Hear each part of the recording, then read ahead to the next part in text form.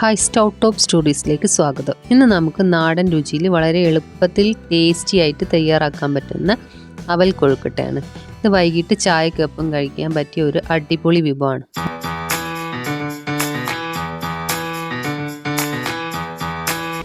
ഇതിനു വേണ്ടി 2 കപ്പ് അവൽ എടുത്തിട്ടുണ്ട്. അത് കുറച്ച് വെള്ളം ഒഴിച്ച് ഒന്ന് കുതിർത്ത് വെക്കണം. അവലൊന്ന് സോഫ്റ്റായി വരാൻ വേണ്ടിയിട്ടാണ്. ഒരു 5-10 മിനിറ്റ് നേരം നമുക്കിതൊന്ന് കുതിർത്ത് വെക്കാം.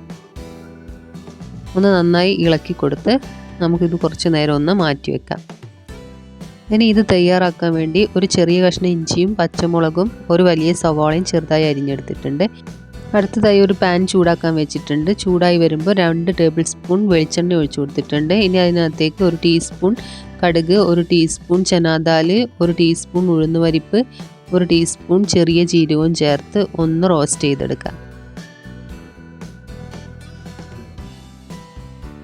ജീരകവും ഉഴുന്നൊക്കെ പൊട്ടി ഒന്ന് റോസ്റ്റായി വരുമ്പോൾ ഇനി അതിനകത്തേക്ക് അരിഞ്ഞു വെച്ച സവോള ചേർത്ത് വഴറ്റണം.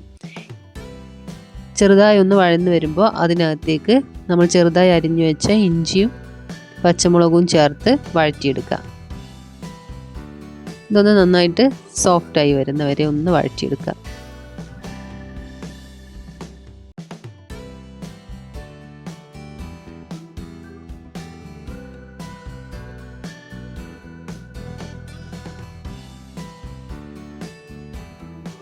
അപ്പോൾ ഇതൊക്കെ ഒന്ന് സോഫ്റ്റായി വന്നിട്ടുണ്ട്. ഇനി ഇതിനകത്തേക്ക് 1 ടീസ്പൂൺ ഉപ്പ് കൂടെ ചേർത്ത് കൊടുക്കുന്നുണ്ട്.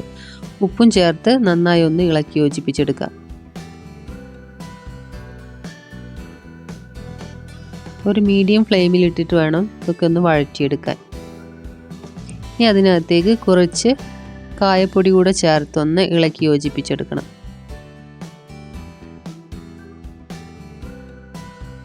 അടുത്തതായിട്ട് കുറച്ച് മല്ലിയില ചെറുതായി അരിഞ്ഞതും കൂടെ ചേർത്ത് ഒന്ന് മിക്സ് ചെയ്തെടുക്കാം.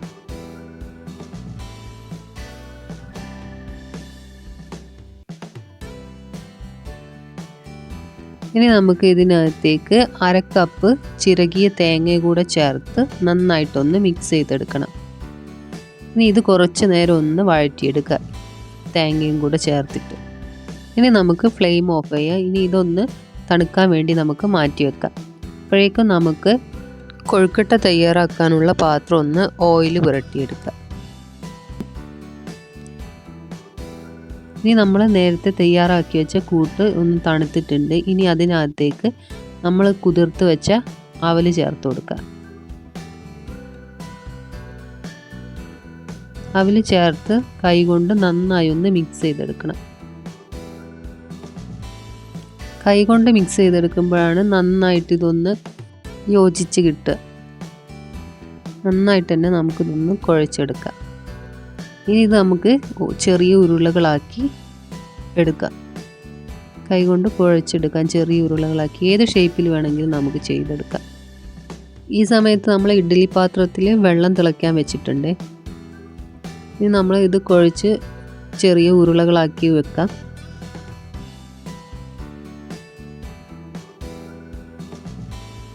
അപ്പോഴേക്കും നമ്മുടെ വെള്ളമൊക്കെ തിളച്ച് വന്നിട്ടുണ്ട്.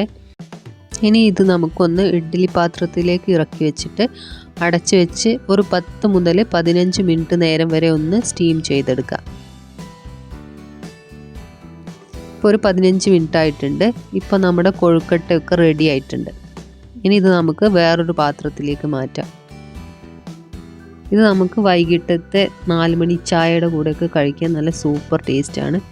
വേറൊരു പാത്രത്തിലേക്ക് മാറ്റിയിട്ടുണ്ട്. ഇത് ഞങ്ങൾ തേങ്ങാ ചട്നീൻ്റെ കൂടെ അടിപൊളിയാണ്. അപ്പോൾ എല്ലാവരും ഇതൊന്ന് വീട്ടിൽ ട്രൈ ചെയ്ത് നോക്കുക. വീഡിയോ ഇഷ്ടപ്പെട്ടാൽ നിങ്ങൾ കമൻറ്റ് ചെയ്യണേ. നല്ല അടിപൊളി തേങ്ങാ ചമ്മന്തി ഉണ്ട്, അതിൻ്റെ കൂടെ കഴിക്കാം. അപ്പോൾ ലൈക്ക് ചെയ്യാനും ഷെയർ ചെയ്യാനും സബ്സ്ക്രൈബ് ചെയ്യാനും മറക്കല്ലേ. അടുത്ത വീഡിയോ ആയിട്ട് വീണ്ടും കാണാതിരിക്കും. ബൈ.